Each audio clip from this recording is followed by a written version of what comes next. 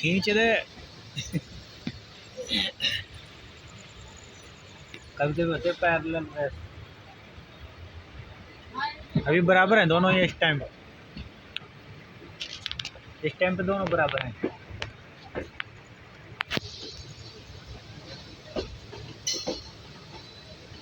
बहुत धीरे धीरे आगे चल रही